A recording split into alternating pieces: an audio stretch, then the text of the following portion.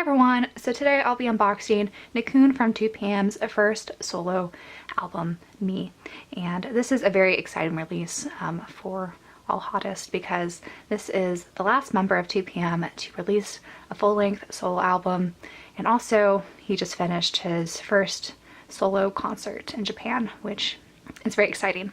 And so today I'll be unboxing two versions of this album.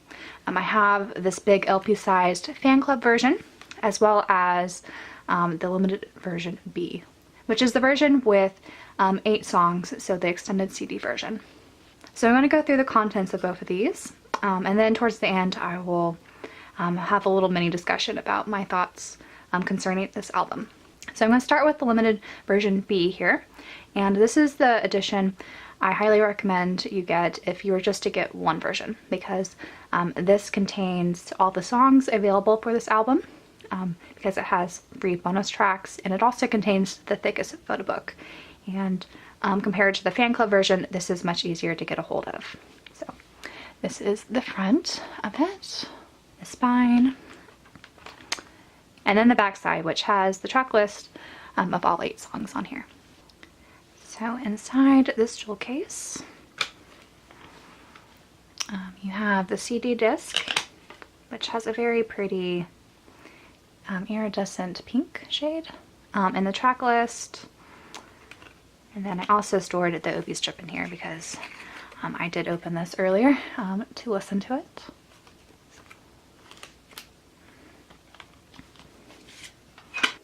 And now for the booklet.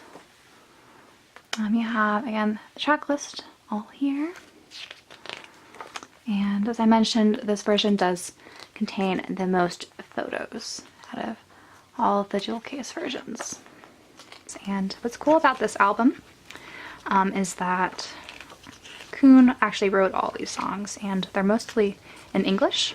So towards the end, when I talk about these songs, I'll go more into this. And then you have lyrics here. And so these are the Japanese translations to all the songs that Khun wrote, because as you may have noticed, all the lyrics are written mostly in English.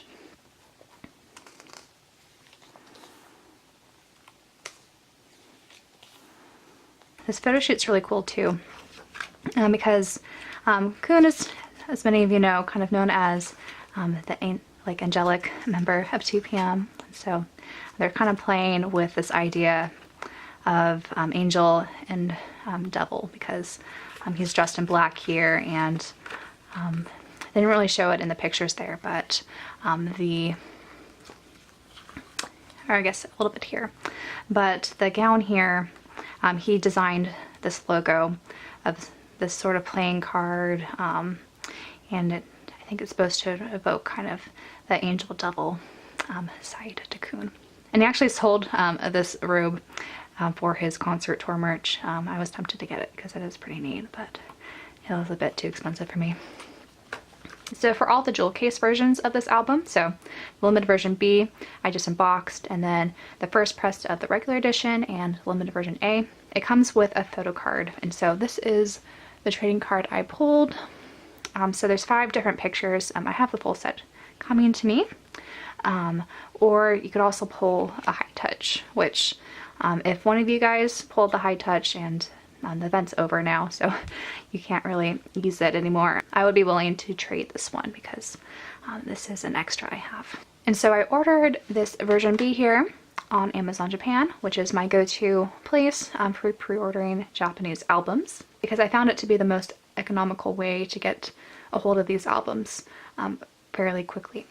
And I got the pre-order clear file, which looks like this. So you have Khun up on his angelic cloud wearing his black kind of devil robe.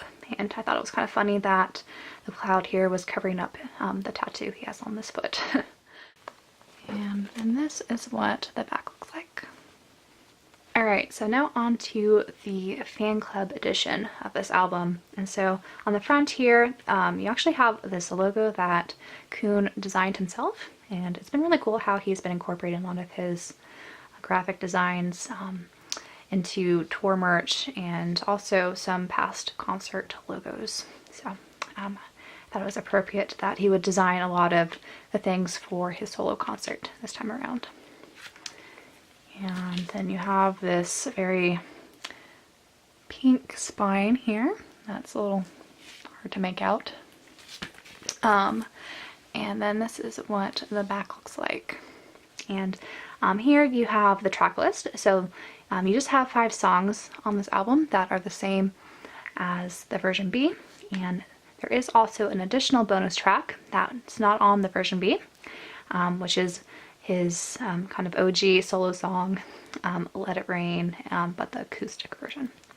And I really liked this version actually, it's very sweet. So now out of the plastic sleeve, I'm just going to take out these LP sized cards. And this first thick cardstock contains his CD, and this is a really pretty gold shade here with his logo he designed, and it has also the track list like the other CD.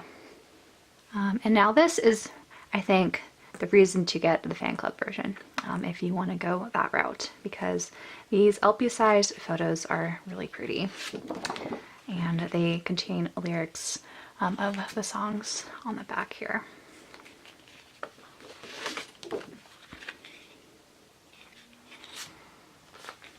And I especially love this photo. And this is one of my favorite songs too, which I'll discuss in a little bit.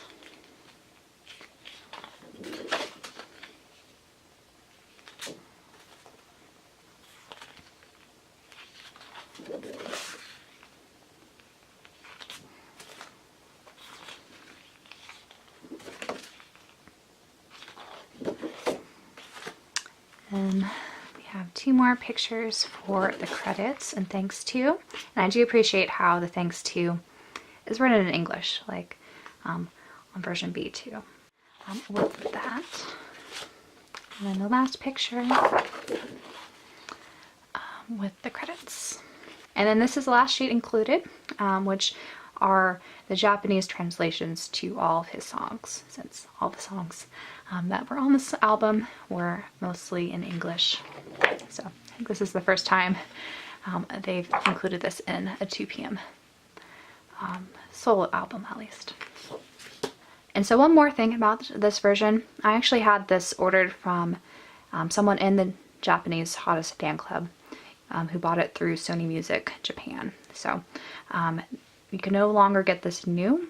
You'll have to buy this either through someone in the Japanese fan club or to buy it used on a Japanese proxy site. And unlike the other versions of this album, this does not come with a trading card or a high touch card. So I'm back with the version B of this album, and I'm going to flip the pages again, but talking more in depth about the songs here. So again, this is the track list, and there are 8 songs total on this version B. And you start off with Home, which is really, I think, nice intro song. It really reminded me of the unit song that Khun and Wooyoung did for Galaxy at 2 p.m. with that very cool jazzy feel to it. So I thought this was a very nice opening song to this album. And it's interesting kind of seeing who was working on these songs with him, because there's a few producers on here I don't think I've seen work with other 2 p.m. members. So that was kind of cool to see. Like this one, it looks like Hot Sauce helped work on this, which is interesting. I need to probably look at the credits a little closer to some of 2 p.m.'s other albums. And then you have the title track here, Lucky Charm, which if you haven't watched the music video yet, it's very sweet and so very Khun. The lyrics here are a little bit cheesy, but I think Khun is often pretty cheesy, so I thought it was very fitting. And you do have some kind of awkward things like Khun calling himself a unicorn, which I'm still a little puzzled by. This song has a very nice melody, and this whole album in general, I think, just has a very nice, slow but warm kind of feeling to it. That's, I think, perfect for this season. And then next we have Bridge here, which was hands down my favorite song the first few times I listened through this album. It's nice and upbeat and catchy, and I haven't really seen Khun do this in the small number of solo songs he's presented to us before on 2 PM full-length albums. So this was very refreshing, and there's also a really great fan cam of this, which I'm going to link in the description. I don't think they uploaded it to YouTube. It's on Twitter. But this song is really good. And I think this song would appeal to a lot of people. Even those who may have saw the music video to Lucky Charm or the other one and wasn't quite feeling it. This one may win you over. There's, again, some cheesy lyrics. He says, you're like a locked cave, just let me in, which is a little cheesy, but it somehow works, I think, with Khun doing this, and his sort of sincerity when he's singing this, I think, comes across. And then next we have Jealous, which is another favorite of mine. I think throughout this album, the instrumentals actually really impressed me of how good everything sounded, and I'm usually very skeptical when it comes to Korean artists singing in English, even though Khun is a fluent English speaker. I always have my slight reservations, but I thought Jealous was another good song-like bridge that sounded really good.